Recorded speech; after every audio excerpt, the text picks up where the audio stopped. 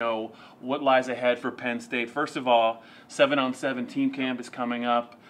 What do you think Penn State gets out of that? And kind of describe what that means. Right. First, let's talk about now and get your questions in because we don't have any yet for overtime, so we need to get that speed kicked up. So the rest of June, team camp's always interesting. If you recall, last year, Micah Parsons spent a lot of time with James Franklin at team camp, and that sort of went really a long way in Penn State reeling him back in by the time he decided in December. So you get a chance to get guys on campus. Right. Sometimes they're local guys who just happen to come up with their team. In the case, obviously, Harrisburg participated last year. Sometimes you get guys that's just a weekend they can come and they get to see things in action, even if they're not participating in the camp. So it's always a big weekend. A lot of kids come to town. You get a chance, too, to look at maybe potential walk-on guys that you wouldn't necessarily offer, but they come and obviously they do something in 7-on-7. It makes you go, and then you turn the film back on and you mark them down. Right. And then if they're, first half of their year senior film looks good, maybe they're a walk-on candidate for you. So they get a lot out of that. And then, Bob, before we know it, your favorite time of year, Lift for Life, will be here.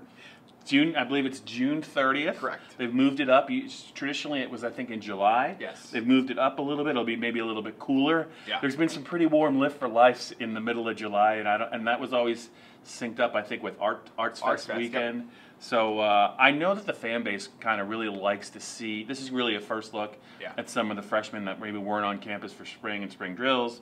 So any thoughts on this year's Lift for Life? Well, I think that we've seen it over the years sort of develop into more of a. I mean, there's still competition to it, but it's been moved inside to the Lash building now, and there's not necessarily. There's definitely a more organized feel to it. There's no doubt about that. But I mean, for this year. There's guys that got the 4 guys that came in mid-May, plus now Daniel George, who arrived just a couple days ago.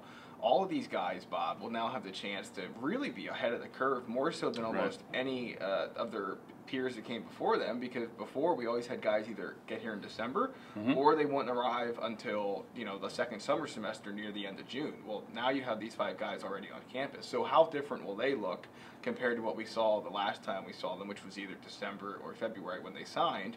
And then, of course, Micah Parsons and Jesse Lucada and Nick Tarbert and those guys that early enrolled, some of the other ones too, will be under the spotlight as well. These 4 downs have just flown by.